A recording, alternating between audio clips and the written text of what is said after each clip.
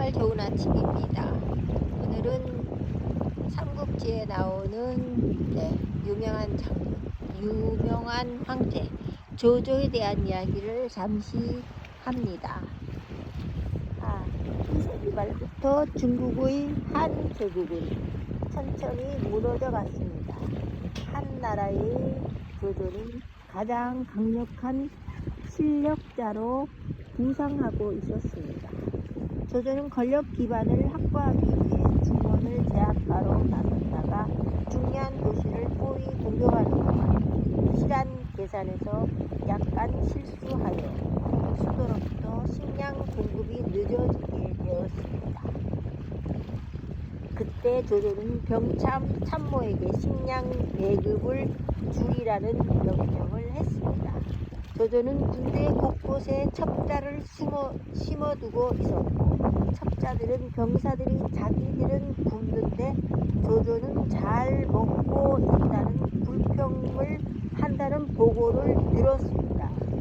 이런 불만이 커지면 폭동이 일어날 수도 있었기에 조조는 병참 참모를 자기 막사로 불렀습니다. 조조가 말했습니다.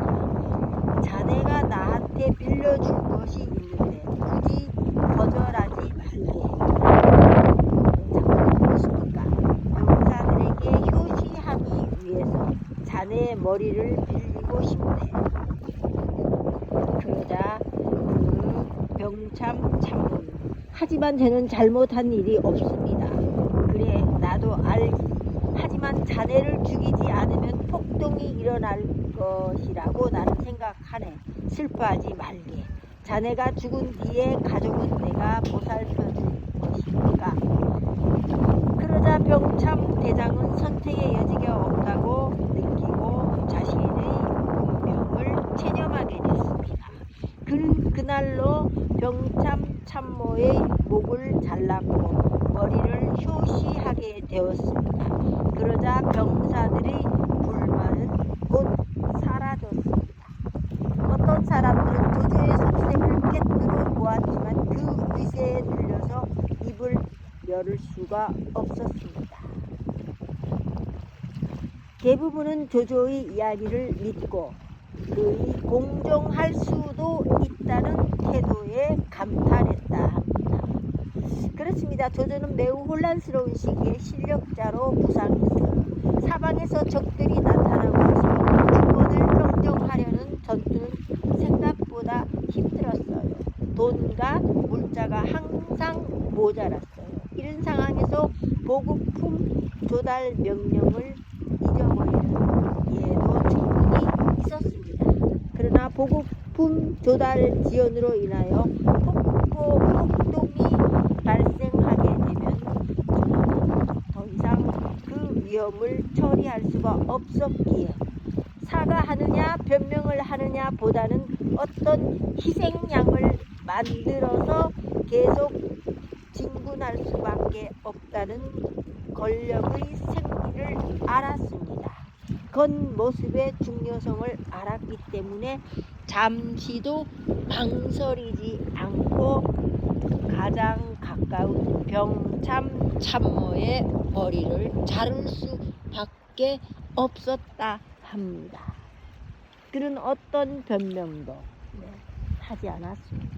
그는 가장 편리하게 이용할 수 있는 사람의 머리를 골라서 즉시 효시하게 되었다 합니다. 지략자로 조조가 삼국지에서 아주 뛰어난 머리를 자랑합니다.